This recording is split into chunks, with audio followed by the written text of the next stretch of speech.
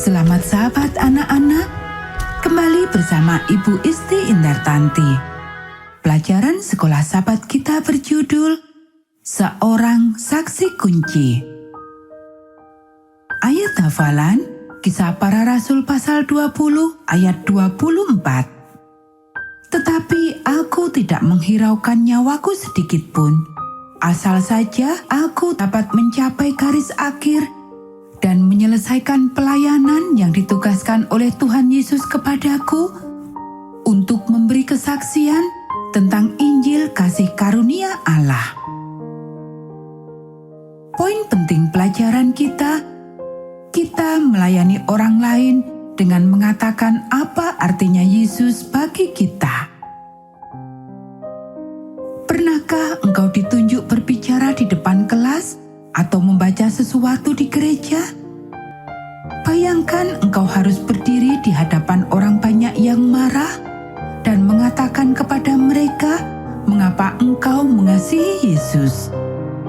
Menurutmu, bagaimanakah kira-kira perasaanmu saat itu?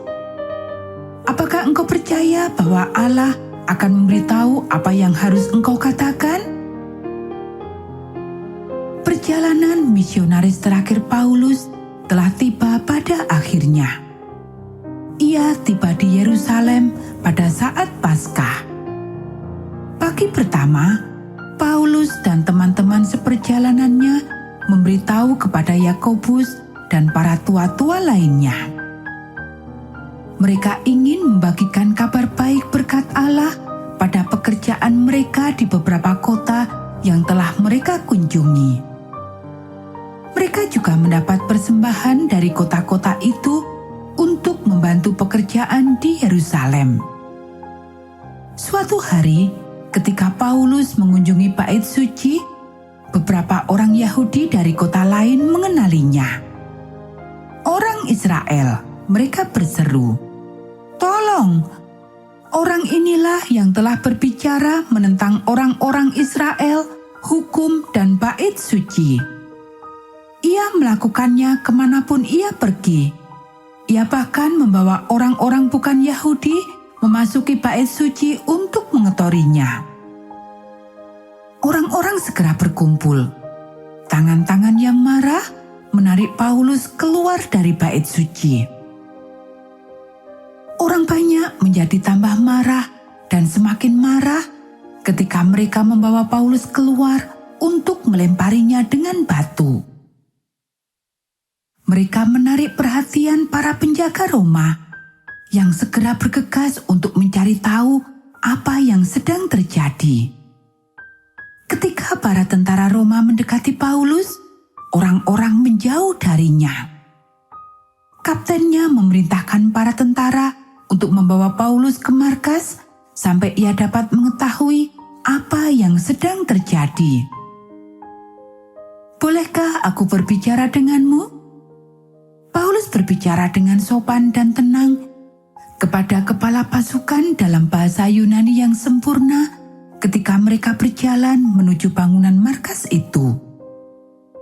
Kepala pasukan menjawab dengan terkejut, "Jadi engkau bukan orang Mesir itu yang menimbulkan pemberontakan dan melarikan 4.000 orang pengacau bersenjata ke padang gurun?" "Tidak," Paulus tersenyum. "Aku adalah orang Yahudi dari Tarsus, warga dari kota yang terkenal di Kilikia. Aku minta supaya aku diperbolehkan bicara kepada orang banyak itu." Kepala pasukan yang terheran-heran mengabulkan permintaannya dan mereka berhenti di tangga. Paulus menghadap orang banyak.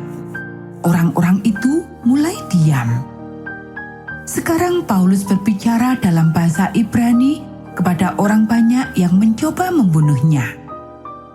"Saya adalah orang Yahudi," ia memulai. "Aku dididik di sini di Yerusalem. Aku menjadi anggota Sanhedrin dan menganiaya para pengikut Yesus." Ia mengatakan kepada mereka bagaimana ia telah bertobat, bagaimana hatinya yang sombong telah dimenangkan oleh Mesias yang telah disalibkan. Ada kekuatan pada kisah pengalaman pribadinya. Orang-orang mendengarkan kepada saksi kunci bagi Yesus, Sang Mesias. Paulus melanjutkan kisahnya. Ketika akhirnya ia tiba pada kisah ketika Allah memberikannya penglihatan untuk memberikan pekabaran Mesias kepada orang-orang bukan Yahudi, orang-orang Yahudi yang mendengarkan marah bahwa dia pergi, bunuh dia, ia tidak layak hidup. Mereka berteriak. Kepala pasukan Roma yang terkejut memerintahkan para tentara untuk membawa Paulus menaiki tangga dan memukulinya sampai mereka menemukan apa yang telah ia lakukan. Segera para tentara menarik Paulus ke atas dan menelanjanginya dari pinggang ke atas, mengikatnya dan siap memukulinya. Akhirnya Paulus berkata pada perwira, "Bolehkah kamu menyesah warga Roma, apalagi tanpa diadili?" Ia bertanya dengan sopan. "Berhenti," kata perwira itu, melaporkannya kepada kepala pasukan.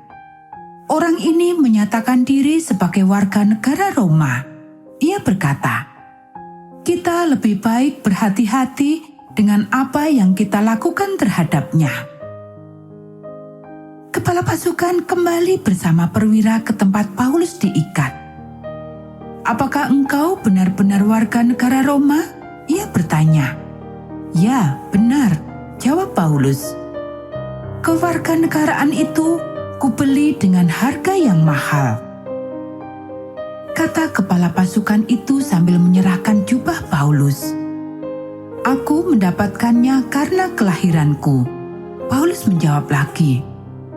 Kepala pasukan memanggil seorang penjaga. "Lepaskan talinya dan bawa dia ke sebuah ruangan di bawah.